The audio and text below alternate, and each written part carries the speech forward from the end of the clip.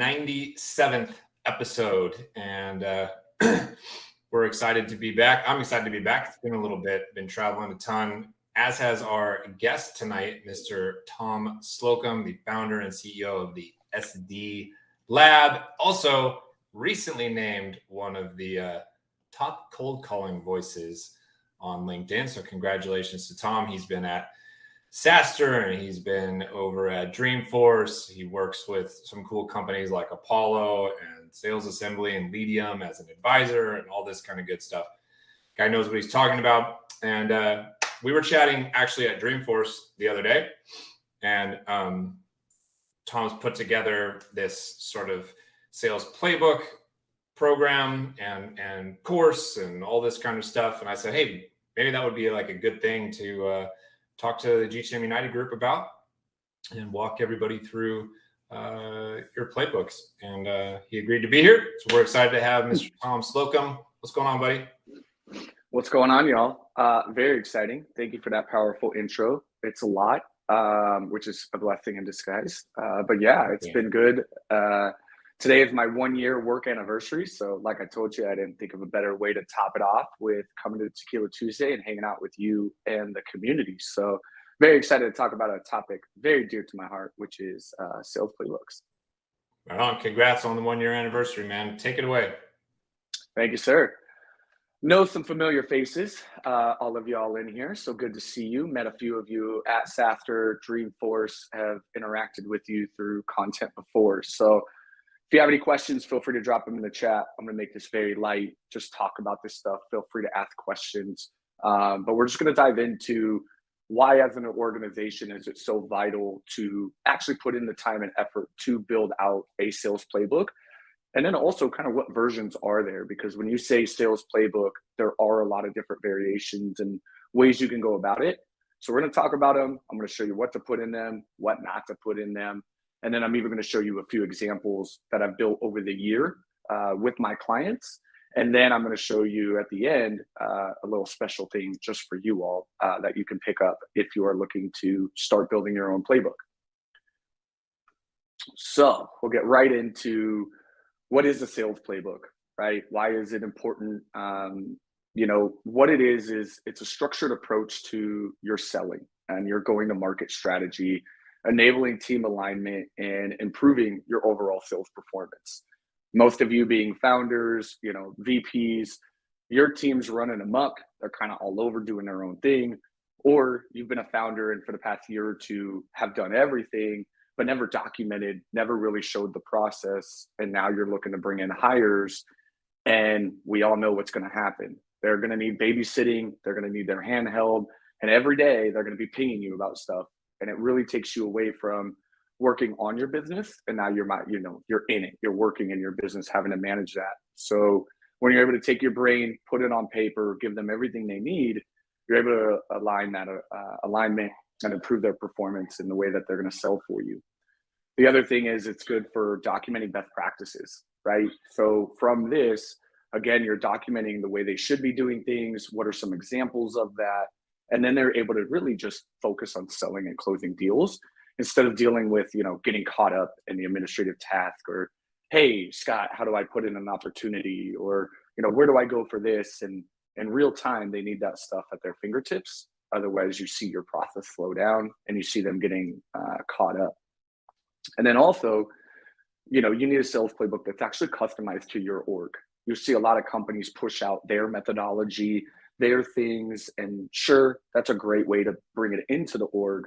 But the reality is you need one built for you. Everybody has their own process. Everybody has their own rules and guidelines, competitors. And so you have to really bring in your own flavor to it so it can tell your brand story and what your strategy is. And then you're evolving it with best practices over time.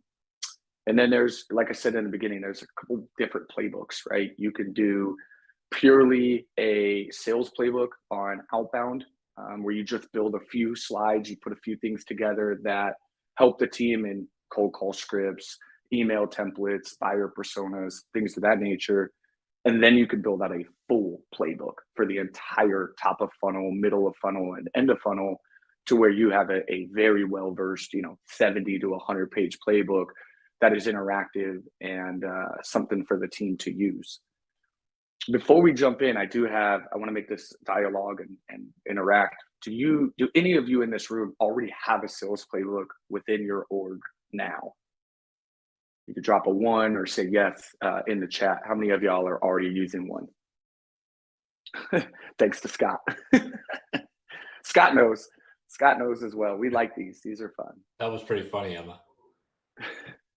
Michelle, no. Heather, not one that works. There you go. That's another one, right? Doesn't even work. The other thing is you don't want something too static. I build them for people. I'm going to show you some examples where they are a little bit static and they're kind of just like set and done. And then I'm going to show you some that are super interactive that take it to the next level.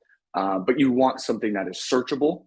You want something that's interactive, and you want something that's in real time, right? And is quick to access. Yeah, Anthony, right? Sales playbooks equals set it and forget it. That's the other problem here, right? Is it's not just building it, but once you build it, how do you get your team bought into it and using it and interacting in it? Because just like people have told me, and Scott, you've written books, right? You could write a book, but if it's not read, it means nothing, right? There's nothing to it. Anybody can write this stuff, but if it's not actually being used, then what good is it? And that's a problem. You don't want to put all this time and effort into it and then it just sit there, or like you said, Anthony, kind of set it and forget it, and it's just there. So glad a lot of you actually are kind of struggling in this. So this is a good topic. We'll cover some do's and don'ts. We'll cover some examples, like I said, to show you what they should look like. Now, kind of another thing is why are they important, right? So what is it? What is a playbook? And then why is it important? Why don't you guys drop in the chat if anybody realizes like why a playbook is actually important? Why, in your opinion, do you think a playbook, whether it's forgotten or not, why do you think it's important to have one? Couple things to highlight, right? And why is it's a comprehensive guide, right? It's outlining your entire process, your messaging, it's putting together your best practices. And really the ROI from it, to be dead honest with you, is a couple things. One, you can scale. Your churn rate will go down in that scaling, right? Think about if you have a 20-person team, you're doing well, they're all kind of running, you're going to double that down to another 20. You throw them in class, throw them to the floor, you're losing 15 of them, right? They're not going to be able to figure it out. They're going to be all over the place. Your reps, you're leaning on your reps to take ownership and leadership of bringing that person into the team and kind of, holding their hand. And let's be real, not everybody wants to do that. They're selfish. They don't really want to. It derails them from their own thing. And so, doubling down to that 20, having a playbook and that resource will speed them up and reduce their ramp up time. You'll also improve your win rates and your deal sales cycle process and time, as well as deal sizes, because now these people have those resources. They have the right questions at their fingertips, because again, you're relying on human error or just their process. And we've all done it. You do a great demo, you forget things, you don't fully follow the process all the way through. But when you have these playbooks on standby and in real time, it helps them enrich that deal with understanding how to multi-thread, how to go after the right buyer persona, and then work that deal all the way through the sales process. And they have all of that information at their fingertips. And then also, it's allowing collaboration, because then you can bring in sales and marketing. And as a VP or an SDR manager, you can work with marketing to then bring their elements into the book. You can bring RevOps into it, and you start building out an entire operational playbook throughout the entire org that everybody can lean on, and they have their sections, but everything will collaborate. Repeatability, Ryan, that's a good one too, right? That's why it's important, is you take all the things that actually work, right? They don't have to guess at it. They're finding the things that are pretty repeatable. We're finding out why our customers win. What are we doing to solve their problems? What are our case studies that we can rely on? One page I like is like golden nuggets, I call it. And you just take all the things from like your case studies, your marketing material, the little things you say on the phone that are kind of those wow statements or wow stats, and you throw them all on a pager in the playbook. So as people, and you can break them down by vertical or persona, some might be in the same categories, but then when they're on with these people, they can pull those things out and they can make that kind of click for the prospect or the customer, because they'll remember, oh yeah, this is our stat we say, or this is what Ryan says on the phone to this objection. They can have that stuff. So it's repeating the things that work. You can measure success. Yep, Anthony, right? You can start looking at these frameworks, start looking at things, finding the things that are actually repeatable and that are successful, and then keep testing them and reiterating them with new hires to see if you can get the same success out of it, right? Yes, set of rules, Heather. From a RevOps standpoint, from a leadership standpoint, from how many times do you, as the VP, get yelled at because your reps aren't putting in notes? They don't know what to put. They don't have the framework or the template or what they should be doing, or really the rules. You give them that, and it's also really great.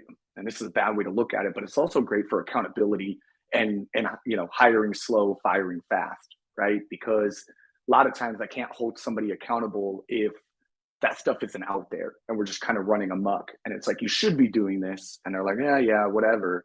But when it's in the playbook, you have it written down, they know it, and it's there, there's really no excuse. So if they're still not getting it and they're still not adapting, well, you got to go, right? Or we need to do more coaching and find which levers we need to pull. But it allows you to have everybody follow the same rules. I rolled this playbook out for a client 2 months ago, and it changed the way the SDRs and AE handoff works. That was the biggest success they saw, was now they have a formal process for all SDRs and all AEs on how they should be doing handoffs, what note template they should be putting in there. And the AEs like lit up like light bulbs, right? They were just like so excited because everybody was doing it different. I met with every AE and they were like, some put notes, some don't. We don't really know what we want. And it allowed them to collaborate a lot tighter. Then now, every deal is enriched. So those are why this is important. It may not be like an ROI specific of like, hey, get a playbook and revenue is going to go up 300%, but it is going to show you areas that are going to impact that revenue. And so you'll see things, grow by implementing a playbook. All right. So why do they matter? We kind of touched on this in the open dialogue, right? Is every great player needs a playbook. All top athletes have a playbook in sports, everything. Yes, do we have some art to go off the playbook a little bit? You might have to adjust on the fly, but the reality is they're all following the same one as a team. And so you're getting that consistency. You're not reinventing the wheel every call. You're able to scale. Again, you're able to bring in new hires, double down on that very, very quickly, get their onboarding slashed in half, and then you're able to find a winning strategy. So within your top sellers, you're able to see the things that are working, put in best practices, and then those reps have that stuff on standby. You can create a page where you have call library and you put in recorded calls based on objection, based on this or that, this competitor. And now as you're onboarding, you can have this rep listen to those, right? You have them, or if somebody has a bad call, they can go listen to how it should have played out.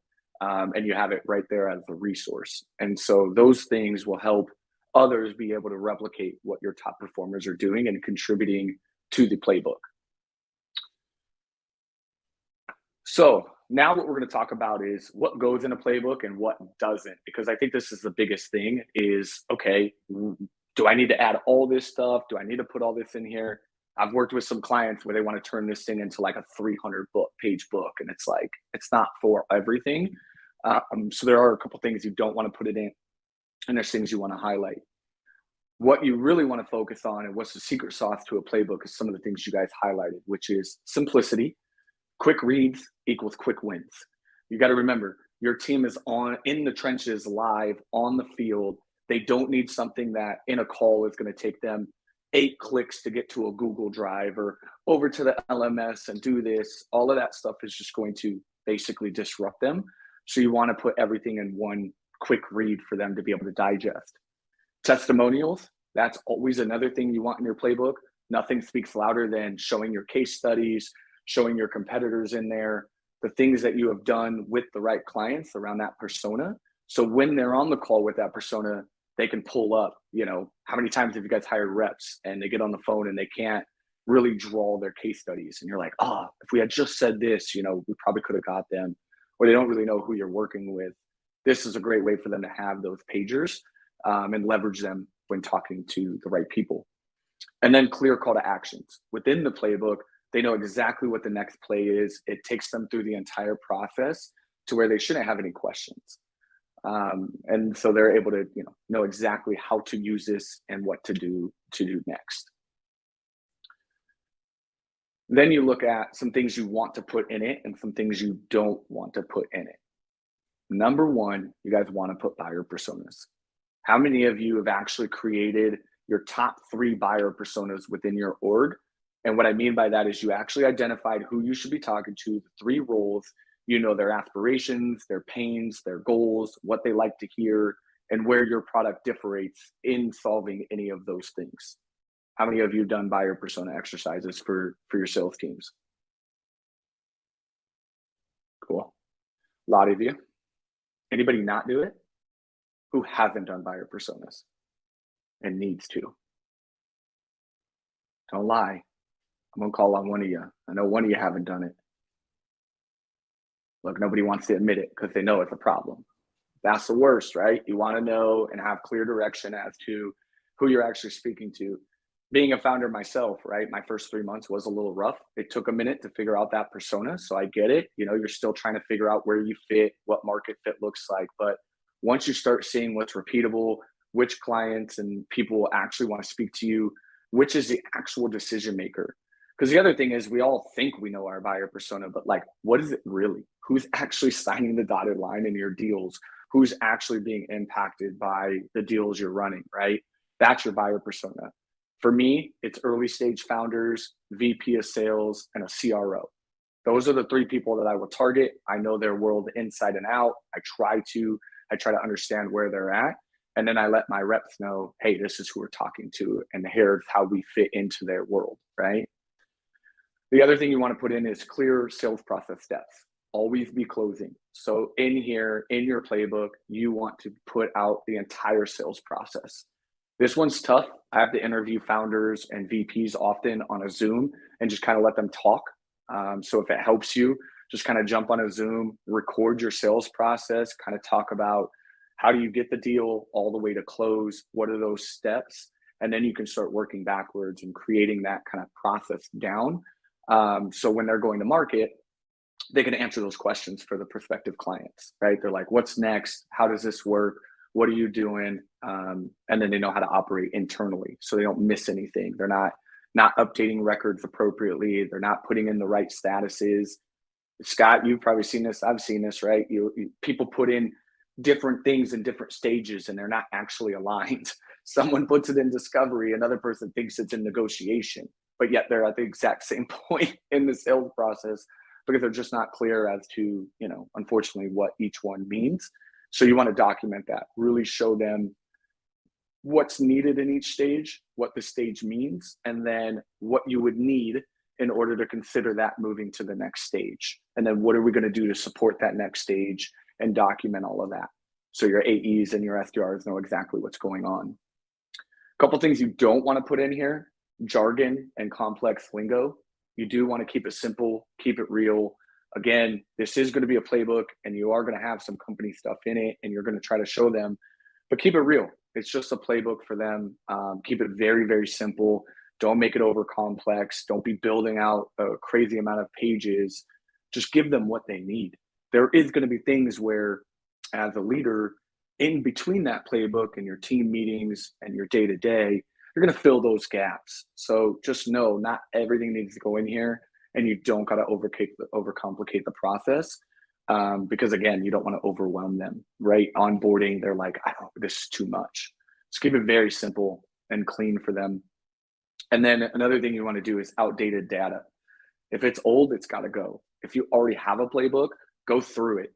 I would recommend every 3 months doing a playbook audit, maybe even 6 months if you have to push it out, but you should be regularly checking it every quarter, resyncing with your marketing team, your RevOps team, adjusting things, kind of looking at the analytics on the back end and talking with your team of what do they enjoy, what are they not using, what was something I built that you kind of didn't feel was super relevant, and then take those things out, right? Because they're just not using them and it's a waste of space and it's going to just create chaos in there. So constantly be evolving it, changing it. Maybe your buyer persona for 6 months was this. Now you've added a new one. Go build that out and switch that up. So those are a couple things where you do want to just make sure those are the things that you're keeping in the book, and the rest you are taking out. You don't need like a lot of marketing stuff. When people are like, hey, what sections don't I need? Marketing is only going to have a small emphasis in your sales playbook. If you're running it for your sales team in that top of funnel, middle of funnel, you're just going to need a couple things in there, but you're not building out an entire section for marketing. They can create their own playbook and have that element, but it doesn't need to go in yours. So there's just a couple things where you don't have to overwhelm them, or add the whole kitchen sink. A couple common mistakes, and how to dodge them in building out your playbook. Too complex. Like I said, if it's like reading a novel, it's a no-go. This stuff is quick. It's high level. You as a leader need to be filling in the gaps in between, the team collaborating. There's other things, but the reality is it doesn't have to be thousands of words and pages, because it doesn't need to be that complex. Not evolving. You're keeping it static. You probably had the same playbook for over a year, but yet you've grown, 20 to 40, 50 reps, and you haven't done anything with it. It's again now been sat on the side, kind of collecting dust. Change it, evolve, especially in our marketplace, in the world that we're in. That stuff changes. Maybe new sequences are working. Maybe new scripts are working. This is something you should be keeping an eye on and making sure, and every step, your team is fully empowered and supported with the right and current data. And if they're not, clean it up, because you're just kind of letting them stall out. And then one size fits none, right? Again, when you create playbooks and you see companies do this, it's just one size. I pride myself on doing custom playbooks, creating things that allow people to add their own flair to it, with just some things that are already pre-structured. But the idea is, again, you need to make your playbook fit your org, your team, your guys' process, and really your vibe, as the kids say nowadays, just so it fits, right? And they're bought in. Because again, I can read a playbook, but if it's boring and lame, I don't even want to deal with it. I'd rather just go out there and see if I can do it. But when you can create one that is very custom to you guys, it can really make a difference. A quick question, Tom. Of course. If I can interrupt here. Yeah, back to your comment on the marketing piece. I wonder if you could elaborate on that, because I feel like that's, all of this makes sense. Live through the pain of not doing it correctly, right, and just putting more content and more information on top of the old shit. But how have you found keeping marketing, minimally involved? Because when you're talking about buyer persona and ICP and messaging, when you're talking about your AEs and your demand gen organization wanting to be using kind of, similar content or same content, how do you incorporate marketing as part of that aspect of it without like becoming, at their mercy on getting new stuff in there? Yeah, this is a good one. I've done this with a couple of clients, and the reality in the way that you want to structure it is, setting up a monthly meeting with marketing and sales. Again, stop the silos, having a bi-weekly, monthly meeting, or even a quarter, to kind of talk about and bring the VP, the SDR manager together, and then the same on the marketing side, and talking things over. A lot of orgs want marketing involved in messaging. You are going to lean on them, like you said, Matt, in creating the buyer personas. Everything should be owned by the sales manager. That's the end be all, is they need to own everything, but they do need to collaborate and say, okay, marketing, we're going to do buyer personas. I will start that work. I'm going to get them created. I'm going to put where our sales team feels we're at. And then I need you to oversee them and take a look at them and add anything you want. But those buyer personas are going to live in our playbook. And then you could share them that file so they have it on their side, so they can drill into the marketing side of, campaigns and reaching out to folks. But you'll want to own that and show them how you're going to make them. But a couple things in the playbook when it comes to marketing is like small things. You're not going to be breaking down what a CPL is and walking through marketing campaigns and challenge, and all the things that marketing's playbook is. But what you are going to bring in from that side is maybe putting in a shared calendar. So if you have an interactive playbook you build, and I'll show you how I've done those, you'll put like a shared calendar right in the playbook. So we all see Reps will go out and send an email campaign on the same day that marketing is launching a campaign, and you'll get customers and prospects yelling at you being like, I got 3 emails from you today. What is going on? Because there's no alignment. So one element is showing the calendar and keeping that updated and letting marketing, relay that info to you. So every month, every quarter, they know the days that campaigns are going out, and the team can jump in there. And let's say they're going to email healthcare for the week. They can kind of see, okay, is healthcare on the campaign list? What are they going to be messaging? So we can align that. Or, hey, while they're messaging, automotive this week, we're going to go hit healthcare, and then we'll come and follow up to the next vertical. So something like that. But you want them involved in this process. You do want them helping you guide this, maybe looking over the messaging as much as possible. But again, the sales manager, the sales team, the SDRs and AEs are going to be building that out together, and then just kind of letting marketing oversee it. And give their input and making sure they feel good about what's being said. I've done this with my clients. We'll get everything set up. We send it over to marketing, and they're like, okay, this was wrong. This is wrong. This is kind of the real title we should be going for. And it really aligns everybody. One of my clients was blown away. Their marketing team was completely off base, and it was just a chaos inside. And so once they got buyer personas, they figured out what sales was doing. It actually made them a stronger campaign. And better results. But we just want to collaborate, set up a weekly or monthly meeting together, and let them get involved. But when it comes to their actual marketing stuff, that's going to be separate. You would want them to have their own playbook that they can create for their team, their leadership, and kind of what their day-to-day looks like. They're just going to come over top and make sure from a marketing standpoint, your messaging is clean, the terms are correct. The product marketing team might even get involved too. You want to get product marketing in there. Make sure if you make sections around your product offering, they can get some insight in there, making sure you guys are all aligned. And when you do this exercise, it's just so incredible to watch the light bulb and the collaboration happen, where you realize nobody was on the same page and everybody was doing something different. And now everybody's kind of collectively together. And now you've got product marketing, and sales all running in the same motion. Does that help? Yeah, no, that's very, a lot of it's, reinforced, but it also, it's critical. So thank you. It's important. Let them be involved. Let literally everybody be involved. It ultimately will fall on the leadership over that sales side, but you want everybody involved, taking a look at it, making sure everybody's approval, and then signing off on it so everybody feels good, and then actually releasing it.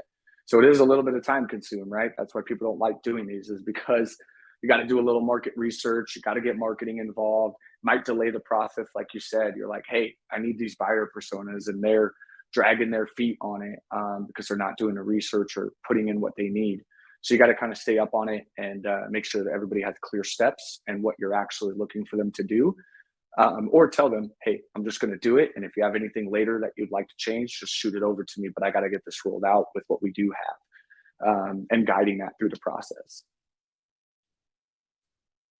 Any other questions? Anybody else want to go back on anything? Okay. Some best practices kind of following back up to that is you want objection handling strategies, selling techniques. The other part that a lot of people miss is sales tools and resources.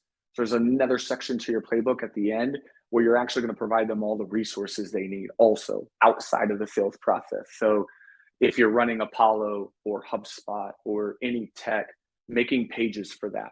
So again, put in videos that are walking them through, have your team leads create videos on how they use the tool, how to interact with the tool, how to manipulate it to work the way they need it to, and then resources for extra learning and development, right? Books they should be reading, courses they should be looking at, things within the org that they should be looking at, like webinars or past content, but giving them things to also level up, because again, we want to train our reps to move on, and whether they work with us forever or not, be actually set up to have a career much further along than working for us. And so showing them that piece too is a piece that most miss.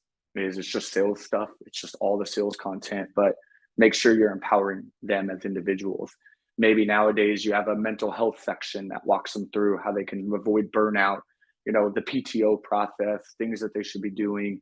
And then you're putting in sales tools and resources for them to strengthen what they do. That way, you're also not getting 1,000 questions a day, right? Hey, how do I get into Apollo and do this? It's like, did you look at the playbook? No, I didn't. Well, go look there first. And if you have questions, you can come back to me, right? Again, it just saves you all time, all the little questions every day. That's a great, that's the thing that's always top of mind for me with stuff like this, especially around like the enablement and reinforcement of it on the leadership side. So like, is there anything else that you work with companies on? So I love the line of questioning, like, how do you set them up to be able to find this information and resources on through their own efforts? And if they cannot find it, okay, then you have sort of this org operations of who you're going to help find some of that information. So is there anything that you recommend that leaders do to ensure that there's adoption and consumption of this stuff? Because like at the end of the day, salespeople are salespeople. We all know enough salespeople to know that like they just don't do things that they're supposed to do quite often. Yeah. So yeah, I'm just curious if you have any sort of incentives or other instructions that help ensure this stuff is actually consumed and put to work. Yeah, it's a stick rate, right? We can write a book, but why would I waste 60 days to do this and then it goes nowhere? So a lot of it is one, getting them involved, right? A lot of leaders and people will just go build the playbook. They think they have to take it all on their own or put what they believe is the answers and what they see working. What I would do is actually let my team build the book with me, allocate them sections, and let them build it with you. Right? So your team lead, hey, you're really good at this, competitors. I'm going to build the template page. I need you to then go build 5 more for some of our competitors, right? So then their ownership in there. And it also helps the team adopt to it because they're like, yo, this person's actually in the trenches. They get it. It's not my leader telling me, go make more dials or here's what I think happens. They're hearing it from their teammates. So number one is getting them involved in the playbook, letting them build sections. You start them off with a page or two and then let them finish out the rest. And then you can build that into the book. Number two is getting training. So once you do get the book, the next step is actually setting up like an hour training for like the first 3 weeks, letting them see it, explain it, walk them through what each page means, how they should be using it, how they can get in there and find the information, walk them through every section, right? So they know exactly how to use the book. And that's where people miss. They just roll out the playbook and say, here, have at it. I built this for you. And they expect the team to just get in there and can be confusing. So when they can actually see how you would use it and where to use it, they're like, oh, I get it. Now I can jump in there when I need it. So that's another one. 3, find it in a place that's super interactive. I'm going to show you guys a really cool way that I like to build playbooks to ensure that they're actually interactive. But it can be hard if you're building in Canva or Google Slides because it isn't super adaptable. But you want something where it can live. Like I told you, Ryan, like I've seen people operate out of Google Drive, just thousands of folders, thousands of chaos. They're in OneDrive. Marketing's over in OneDrive, but we're over here and it's just too much. So find a place where you can put all the information that they actually like to live on, that they would feel comfortable in. Again, asking them, getting them involved in the process, building it for them and with them is the best way for you to get the adoption because they feel bought in. And especially if they built the sections, right? They want those sections to be used. You can also use incentives. Try to find people to actually use the book. What I did when I first rolled out the first one I ever did, I actually made a scavenger hunt for the first 60 days. And I actually incorporated things into the playbook that were incorrect or misrepresented or, silly things. And then I would make them go find those things. And then I rewarded them at the end of the 60 days on whoever could get through the scavenger hunt and find, the 30 out of 50 things that I put in there. Because I wanted them to be digging into it, looking at it, getting into, reading it, and actually being able to identify where these little secret kind of treasure hunt items were in a visual or in something. So that way they were bought in. So it's like a couple ways you can look at adoptability and try to get people bought into this book, so it's not just stagnant and kind of off to the side. Yeah, I like anything you do from an incentive or a gamification thing, I think is going to help. That order of operations thing where you're just conditioning people to their first gut reaction is to go to the resource, just so you get that ingrained in people's brains, I think is great. Having them build it with you, so people feel ownership and feel bought into it because they do have expertise to share, especially the folks that have been there. To your point, if you're identifying like team leads that have shown, or anybody that's shown like a specific skill in a specific area, it's great because they feel valued. They also can contribute things that you as a leader might be a little bit half step disconnected to. Yep.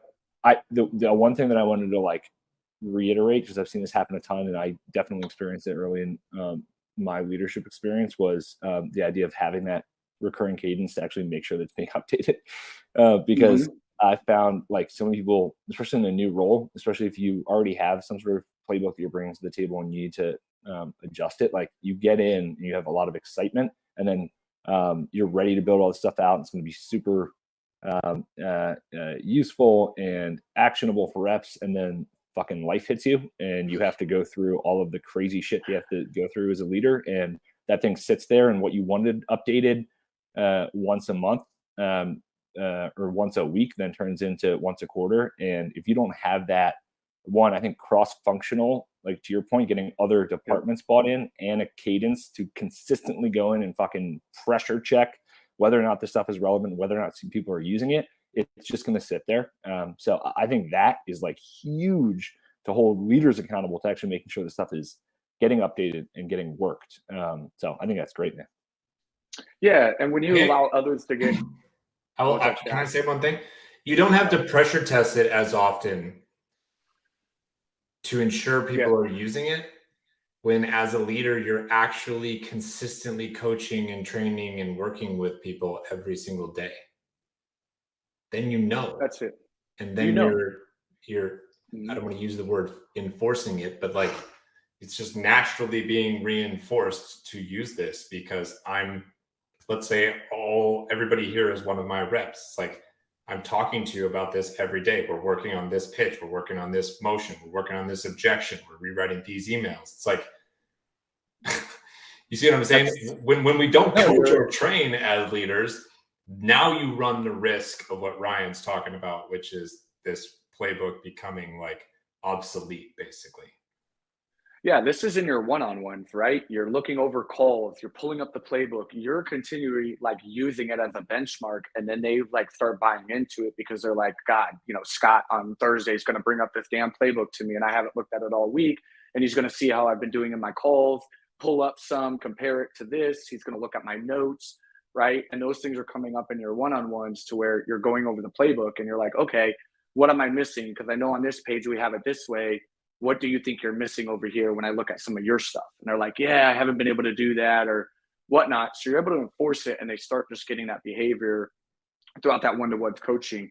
Or like you said, Ryan, they're asking the same question, right? I always it's really corny, but it worked in my team is before you could even get to me, you had to speak to a team member, speak to your team lead, Google it, or look in the playbook. If you then couldn't, after all of that, get the answer, you could actually come ask me the question, right? Like that's just how it worked, is because it was all there for you. You either had your teammates look over and ask that question too, you had the playbook to reference, or you could do a Google search. And if you can't get the answer there, then fine, come talk to me. And it was really able to drop down those requests and get people to be collaborating, talking to one another, and getting into that playbook because it was all there. I'm like, don't come at me with that question. I would just send them the link to the page in the playbook and say it's right here. And that reinforces it. So again, you can create the playbook, but it's everything after that. And it's how you're going to implement it, how you're going to coach to it, how you're going to leverage it as your own accountability item and backup point. It's behind you, right? You're like, hey, this is what we have. And those things will allow your team to adopt and get into it. And again, people if they're bought in and creating it with you, they're going to want their teammates using their pages. or being like, oh, this page was great. They don't want their friends going around and be like, yo, Scott, that page was terrible. I don't even ever actually look at it. You know, the way you put it together just isn't great. They're going to take pride in it and bring it to their team. And then another thing you could do, Ryan, is like weekly trainings. So 2 things you could do is every Wednesday, I would actually let the sales team do their own trainings. So I would create an Excel of everybody on the team and give them each a week. And then they'd have to come up with the topic, and it would have to be something out of the playbook, whether they released a new page that we worked on, or there was a concept out of that playbook we wanted to talk to, and they would do the training with the team, leveraging that playbook and running those plays and giving them, you know, their feedback and coaching to it. So that's another way you could do it as well, is just getting them to reiterate it on a week-to-week basis, continue to reinforce it, and then gamify it.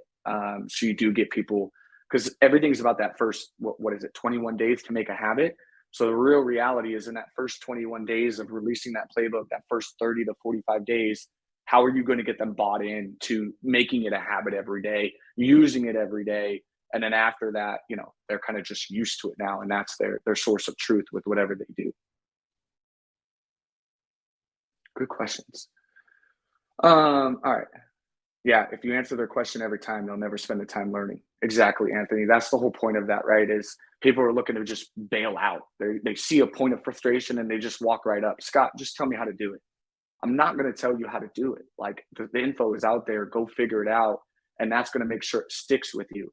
Now, if you do really get in trouble when you don't know the answer and you've exhausted these things, then come talk to me. But I need you to go learn and figure it out first, because I've done everything for you. You have teammates, you have SMEs that are subject matter experts along the team that we've told each other who to go to. Here's this girl for competitors, this person for objections. And then you have Google, right? And LinkedIn with tons of stuff. If you can't figure it out from there, then let's talk. So that's another good point. So now what I'm going to show you is examples. As we wrap up, I kind of want to show you, I've talked to you about, hey, these are what they should do, this and that. So I'm going to put my money where my mouth is and show you some versions that I've done.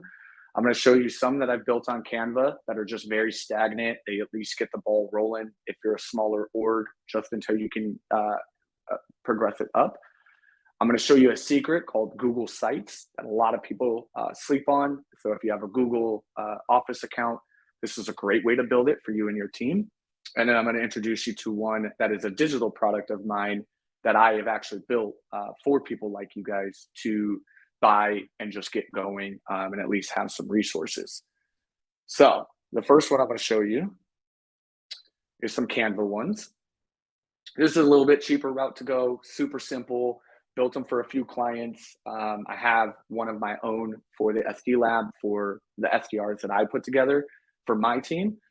And so in here, you can hop in Canva, get a cool slide, you put out, you know, your company, you build it all. And basically you start with kind of some onboarding stuff, the table of contents. So in this one, this is purely a sales playbook, just purely on going to market on a sales aspect, nothing crazier than that. So this is ideal customer profile and buyer personas, the email sequences, so they can have a basis of how the messaging and cadences should look, overcoming objections and some cold call strategies, cold calling scripts, and then some key playbook takeaways that I want and some ongoing support and training. So in here, right, it'll open up. This is stagnant. They have to come in here. It's not super searchable. But they at least have, you know, when I onboard them within like 4 to 5 days, they're like, Tom, I get it. I know exactly what I'm doing, where I need to go. And then we can start pivoting from there. What are our values?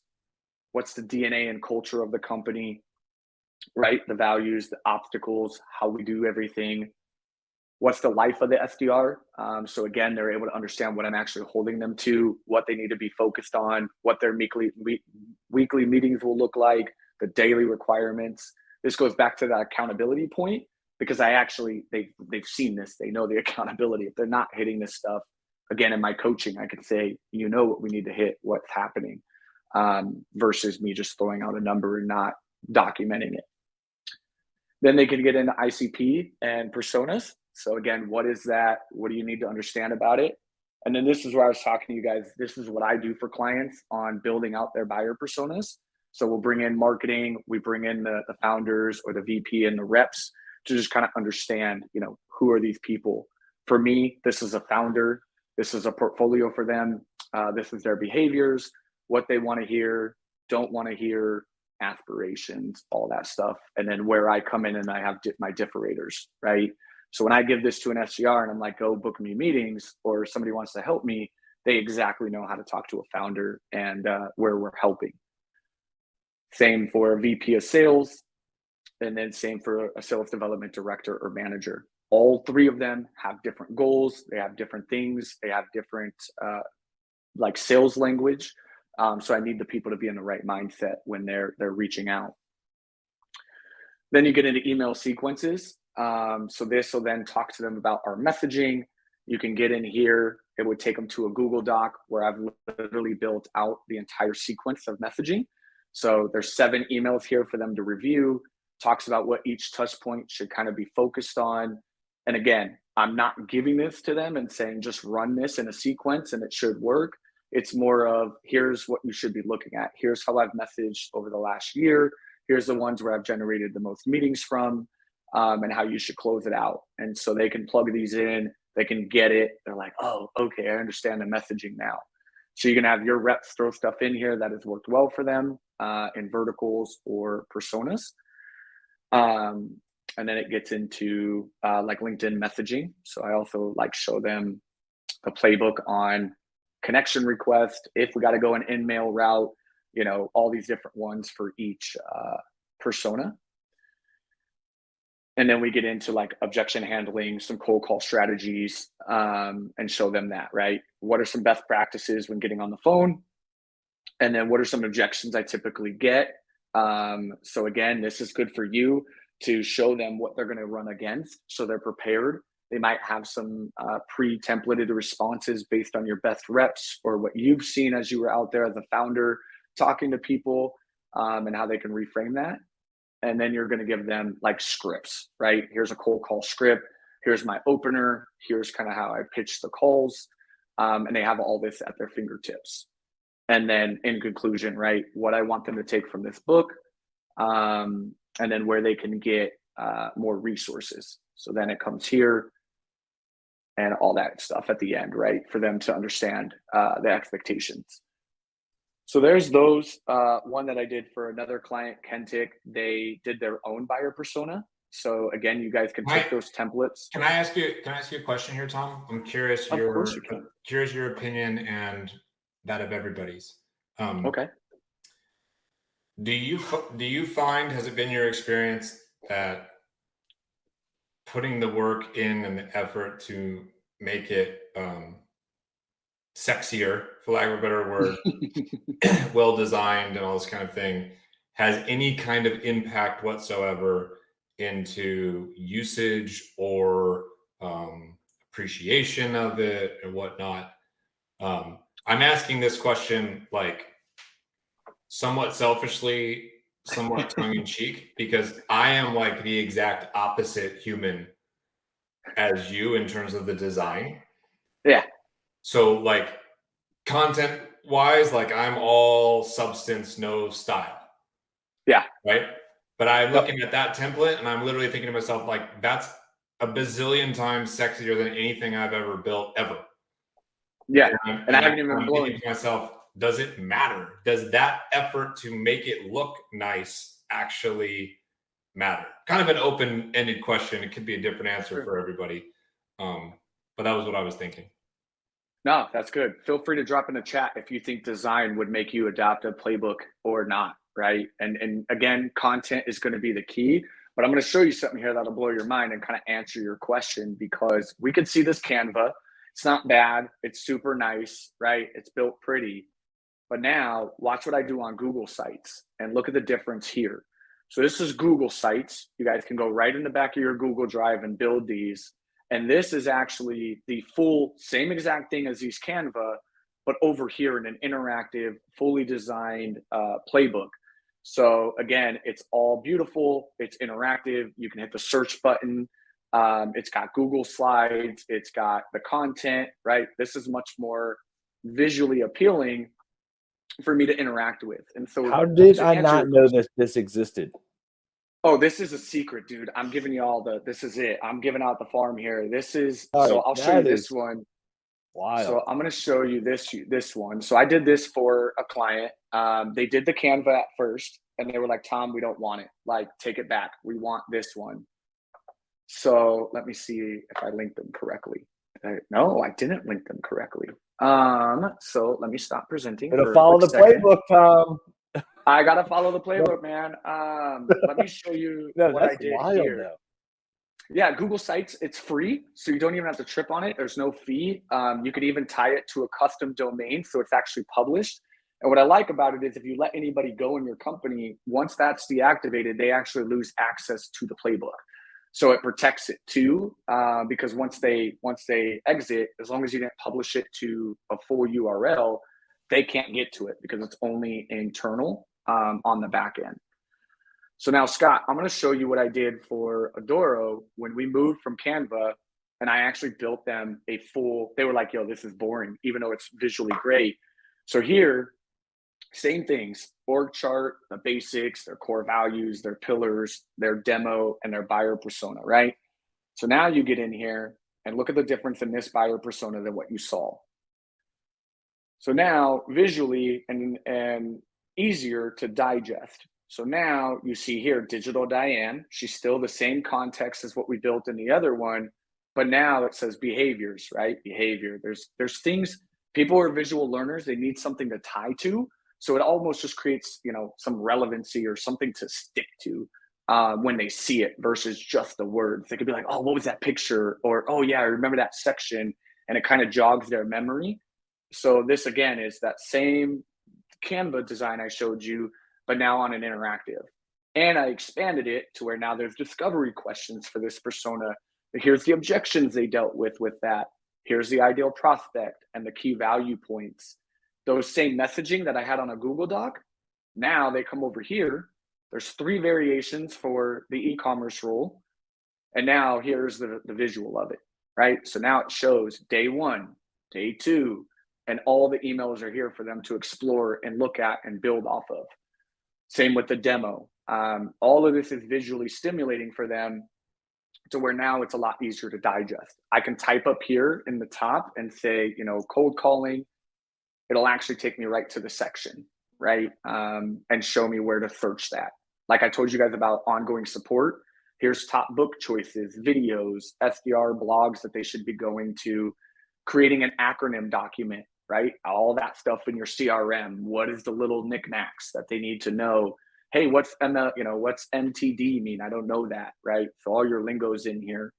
But you can see, Scott, and the difference to this versus the Canva, right? This is where people get bought in. They're like, okay, this is much more fun to look at, right? Here's those guiding principles, right? This gives them some similarities, some visuals to look at, and understanding, their guiding principles. Yeah, it's interesting. I mean, I'm not a style over substance person, but that doesn't mean other people aren't, That's the thing. You got to build for a team, right? And that's the thing, Yeah. is you got to hit on all of the different styles because you do have a large group. Like, sure, Scott personally doesn't enjoy those things, but doesn't mean his team, doesn't. Maybe Ryan does, right? You're like, yo, I don't do all of that. And Ryan's like, man, that's just what I need. You can also do videos. Looking back on it when I was a VP of sales, like that's what I'm thinking is, should I have done it this way? Now that I consult, I'm just like, here's all the style. If you want it to look sexy, go fucking do it yourself. Right. And that's the thing, right? I build these for people. They pay me to do this because it is rough. You can get into the recording element. Also, I guess that's true. If I charge more to make it look nice, maybe. That's it. Otherwise, I'm just going to give you the Canva doc, right? I'll outsource that part to you, Tom. I'll outsource all the design work to you. I'm telling you. Here's the newest one that I built that just went on sale. This is what I was going to surprise you guys all with, is I've actually, in the past year, realized that the playbooks were one of the most crucial things I sold and did, to where I actually made a templated one for orgs to buy. So it's the B2B sales playbook. I did it in Google Slides. This one, going to the different variations that you can go deep within the sales playbook, this thing's over 100 pages for you, pre-built, ready to go, with you to fill in the introduction, your sales comp plan, who you help, how you engage, all the things, the handoff process, the day in the life of that, mental health while building revenue, right? How do you self-care at your desk? What are some things you can do to avoid burnout? Time management strategies, tools and tech guide. And what this is for all of you on this call and for founders and VPs is, you don't have the time to do what I just showed you. You're like, dude, I would do that, but it's chaos and I don't know what to put in it. I don't know what I need.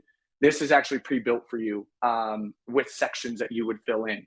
So you can see here, the introduction is mainly for you, right? So this part, you're going to fill in certain things, put it all in there.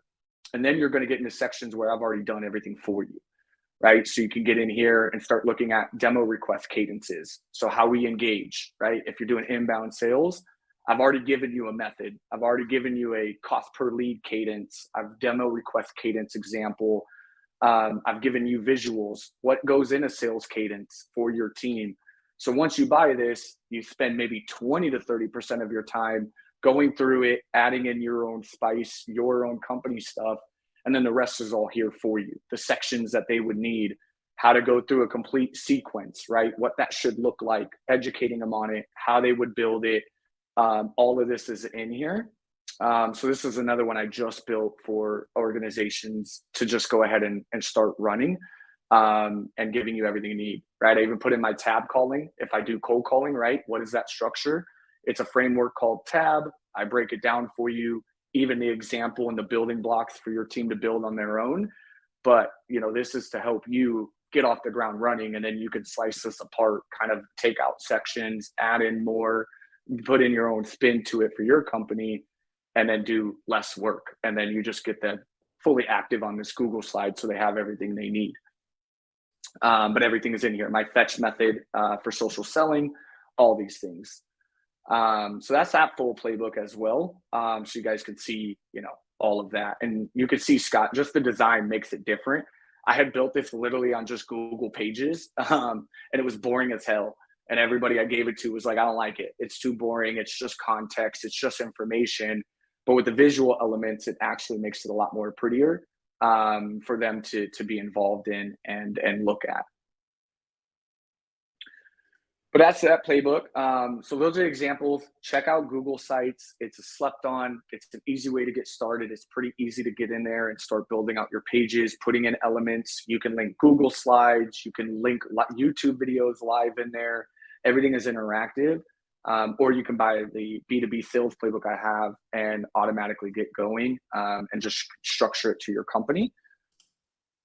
So, and just FYI, if you're ready to build yours or maybe buy one, I asked Scott if it was okay. So this is just my small pitch window. Don't be mad at me, y'all. But you can buy the playbook. So the link is in here. If you guys use the discount code Tequila_Tuesday, right now it's a $2,000 playbook. The value is there. It's there because I'm giving you every piece of framework I can, and it's already put in and designed for you, but it's 50% off for anybody that wants to grab it within here. Use it to compare what you already have or get something already off the ground. So all that work is pretty much done for you and it's in a structure. So it's 50% off for you guys for $9.98.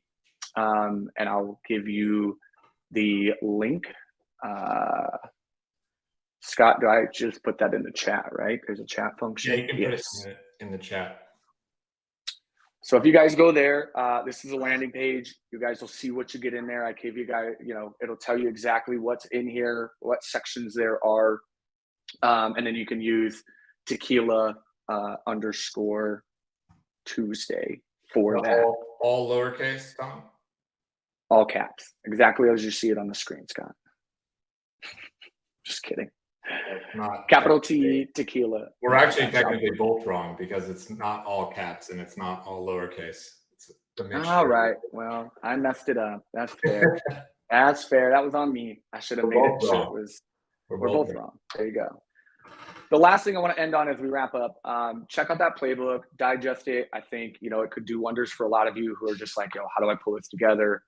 But I wanted to end on, what does the future look like for Playbooks, right? This is great. It's not going anywhere. It's something I found in the last year most orgs aren't doing, and it has made a significant difference in the orgs that I've been at. Scott, you've seen it as well. But a couple things that are going to change is it's going to be a lot more interactive, right? That design element. You can now incorporate clickable links. You can put in videos. There's trainings you can do. You know, back in the day, these playbooks were not like this. It was a binder that you got of printout pages. You had your poor office manager printing out hundreds of pages, 3-hole punching it, and we all got them in our closet, right? Where we still have the big binder from everybody. It's interactive. It needs to be at their fingertips. It needs to be something online, because that's where they're operating out of. And again, in a remote world, you want it fun, you want it engaging, and you want them to be able to run with it quickly. We're going to probably see AI integration. I've been talking heavily about this. Is now that AI is here, we can actually get it to actually feed your playbook in real time. So I'm in the process of trying to figure this out, but we'll be able to integrate AI. So it'll actually tell you your pages that need to be refreshed. It'll give you and start pulling from your Gong, your choruses, and your Zoom, and letting you actually implement that stuff in the playbook once they sync up, right? Hey, we've seen your AEs use this line. It's doing well. Would you like to add it, right? And it'll push that through. And then real-time updates, right? We're moving a lot more faster. So they're going to be constantly updated. You need to get your team involved in owning certain sections so that, again, it's not getting stagnant. You're using it in your coaching, and you're updating it pretty quickly, and finding a place that you can update quickly. That's the thing. Don't build it somewhere where it's going to take you hours to make one small adjustment to it. If we buy the playbook, does it come with those updates you're talking about down the road? It does. So it does come with 4 1-hour sessions with me for up to 1 year, because it is important. So if you do get the book, we then do jump on the calendar once a quarter. And what I'll do is walk you through anything you need on that playbook, talking through it, adding any sections I might be able to add for you, and doing some extra things. But you do get 1 hour up every quarter for up to a year. But that is it. That is sales playbooks, how they can help you, why they're important, what to put in them, what not to put in them. A couple examples of what I've done, so you can see there's a lot of different variations to make it, but the reality is they need to be made.